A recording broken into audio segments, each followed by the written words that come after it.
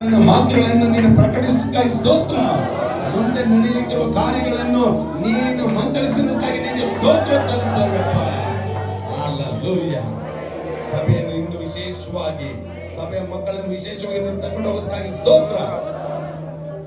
ಪ್ರಸನ್ನತೆ ಇಲ್ಲದೆ, ಪ್ರಾರ್ಥನೆ ಇಲ್ಲದೆ ನನಗೆ ಕೊಡು ಎನ್ನುವ ಒಂದು ಬಾಯಿಗಳು ಬರಲಿ ಸ್ವಾಮಿ.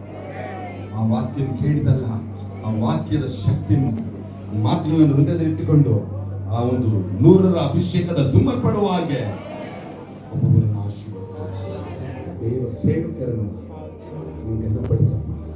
ಜೊತೆಗೆ ಬಂದದ್ದೆಲ್ಲ ದೇವ ಸೇವಕರು ಕೂಡ ಆಶೀರ್ವದಿಸಿ.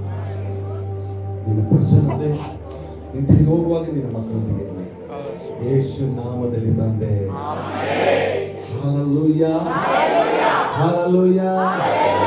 ನಾವೆಲ್ಲರಂತ ಆಶೀರ್ವಾದ ತಂದೆಯಾದ ದೇವರ ಪ್ರೀತಿಯು ಕರ್ತನಾದ ಯೇಸು ಕ್ರಿಸ್ತನ ಕೃಪೆಯು ಪರಿಶುದ್ಧಾತ್ಮನ ಅನ್ಯೋನ್ಯತೆಯು ಈಗಲೂ ಯಾವಾಗಲೂ ನಮ್ಮೆಲ್ಲರೊಂದಿಗೆ ಇರಲಿ. ಆಮೆನ್. ನಮ್ಮ ಕರಗಳ ತಟ್ಟಿ ದೇವರಿಗೆ ಮಹಿಮೆ ಸಲ್ಲಿಸೋಣ. ಹಲ್ಲೆಲೂಯಾ. ಎಷ್ಟು ದಿನ ದೇವ ಸೇವಕರನ್ನು ಘನಪಡಿಸಲಿಕ್ಕೆ ಈ ಸಮಯದಲ್ಲಿ ವಿಶೇಷವಾದ ಕಾಣಿಕೆ ತೆಗೆದುಕೊಳ್ಳೋಣ.